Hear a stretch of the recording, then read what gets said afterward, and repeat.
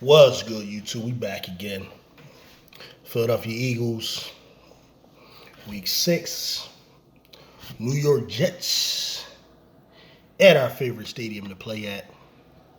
What's it called? MetLife now, or is it something else? I don't know. It used to be the Meadowlands. That was our favorite place. You know, we had not one, but two, but three, four miracles. And of course, that was against the Giants, but against the Jets, the only miracle that would happen would be if the Jets could beat the Eagles once. It's been 12 times in the history of these two old franchises. Jets, of course, starting on the AFL. Eagles being one of the original teams in the NFL, going back to 1933 under Burt Bell. And 12 times faced each other.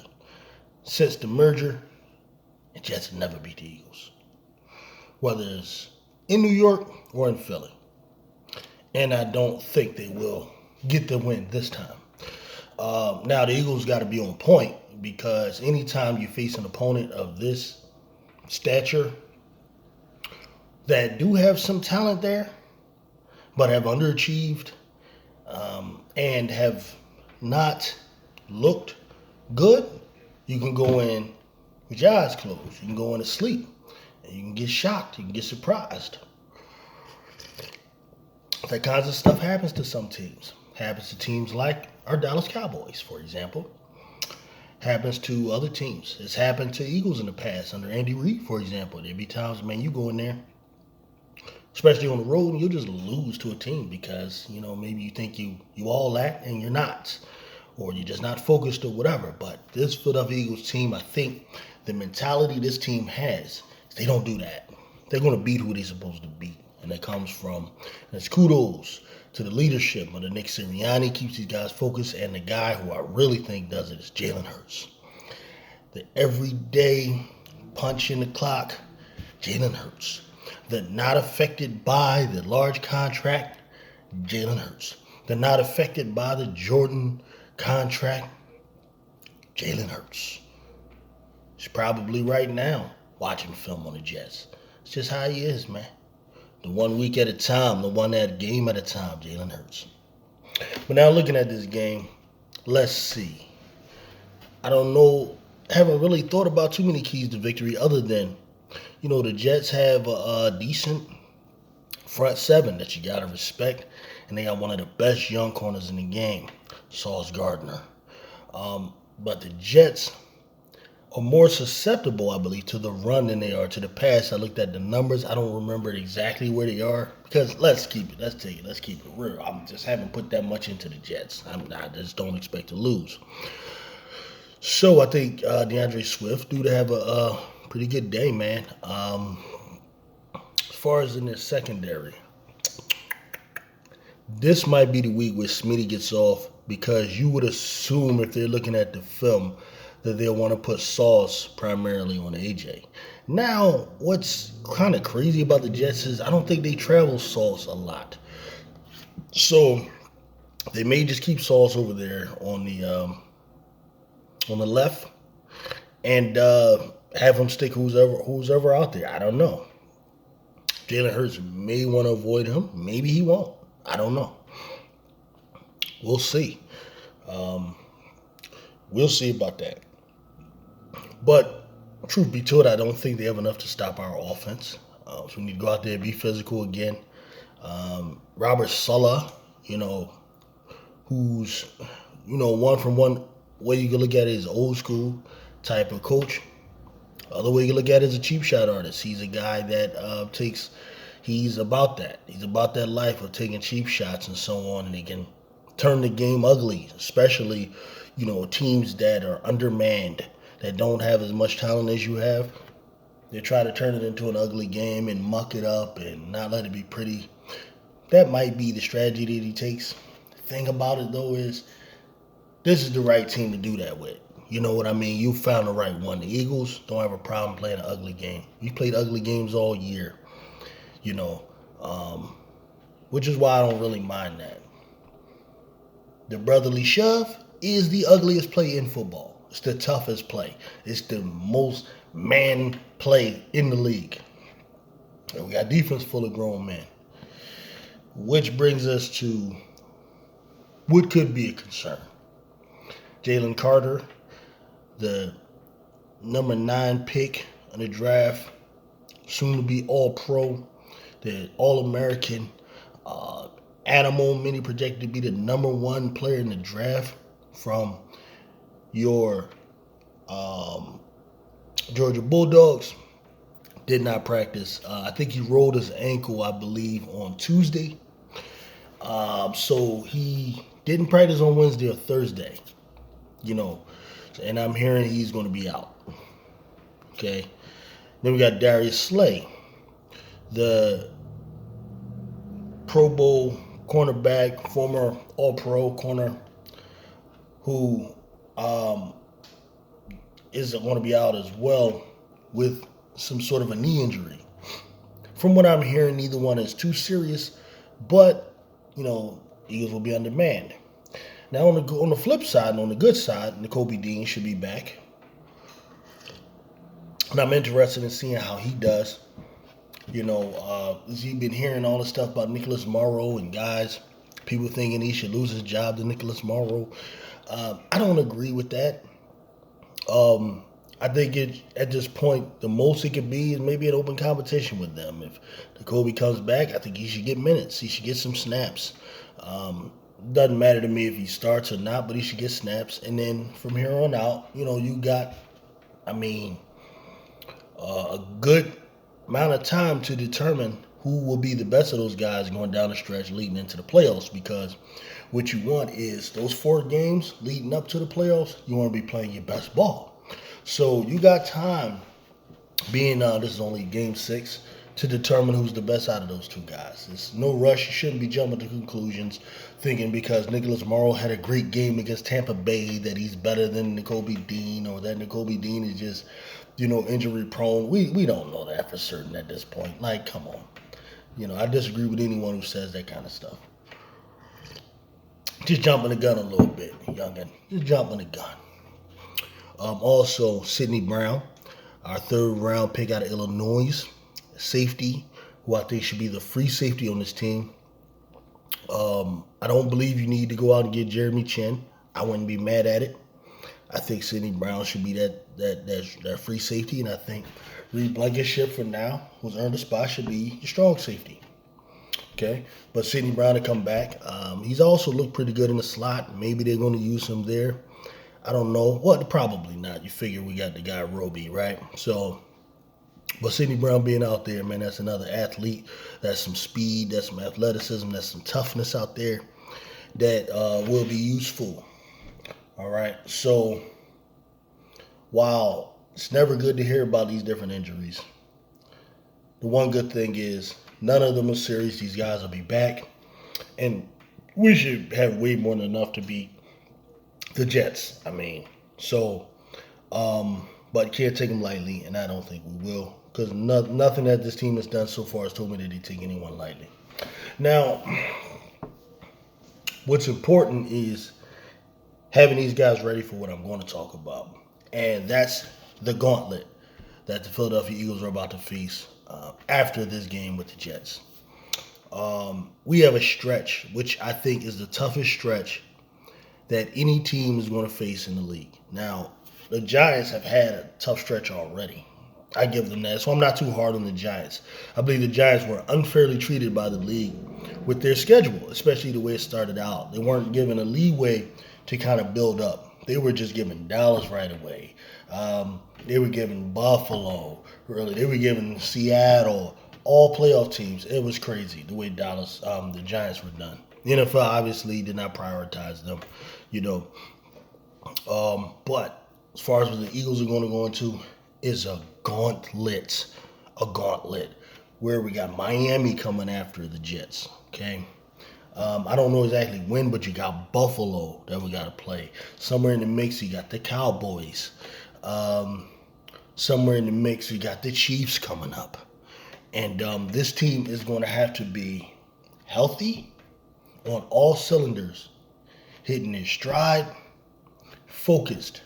Now, what I do like about the way the early part of the season has gone is that we have not, and I know this is going to sound a little crazy to some of you, but we have not gotten the blowouts. And I think that has a benefit to it, us not having these blowouts.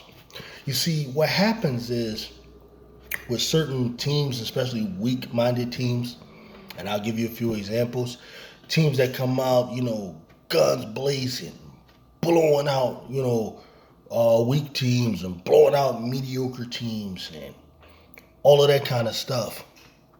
If they don't have the proper culture and the proper leadership and proper guys that know how to keep all of the excitement in check, what they can do is fall victim to the trap games, fall victim to not putting forth your best effort against weak teams, fall victim to not being consistent, okay?